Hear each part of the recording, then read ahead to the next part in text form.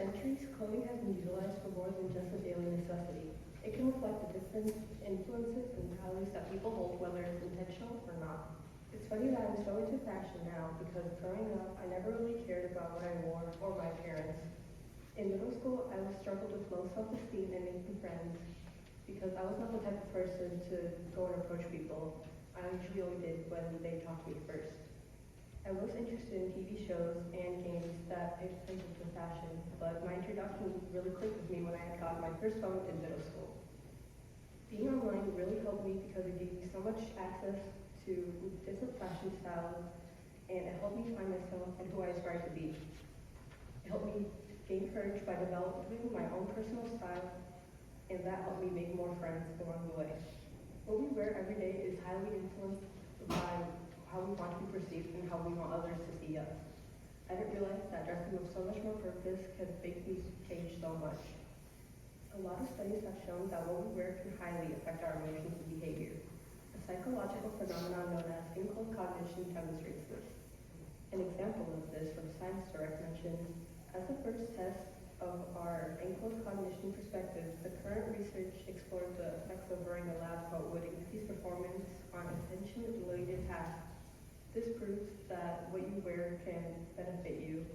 This is why it is really important for dressing professionally for job interviews and dressing for the career or position you want to be in. Fashion is not inherently gendered, but there are a lot of societal pressures that enforce the gender binary. Our clothing production is highly impacted by what genders are supposed to be looking like. What patterns are masculine and what colors are supposed to be feminine. The thing is, pink being for girls and blue being for boys is a fairly new social construct. It was only implemented in the 1940s after marketers found it to be profitable to sell gendered products. Gendered products can also be referred to as the pink tax. You can confront the issue of the gendered products by wearing more androgynous clothing and being acceptable to people who do. Since clothing is so crucial to our identity, it is important to wear what you want, even if it isn't to society standards, because it allows for a more inclusive and diverse society, as well as boosting your confidence, which is what really matters. As stated by the World Economic Forum, in the United States, one government study analyzed 800 gender-specific products from nearly 100 brands. The report had found that, on average, personal care products for women were 13% more expensive than similar men's products. And throughout history, fashion has always been an indicator of economic status and class. For example, in Victorian England, the higher class you were, the more intricate and complex the designs of your clothing were, whereas the opposite, the more simplistic and minimalistic your clothing choices were, the lower in class you're associated with. There has also been a lot of economic declines and awareness of our environment, which is pushing more and more people to shop secondhand and be more sustainable by methods like upcycling. Upcycling is the process of altering unwanted materials or scraps into something new, like a clothing or a new product. I personally love upcycling clothes that I rarely wear or ones that don't fit me anymore.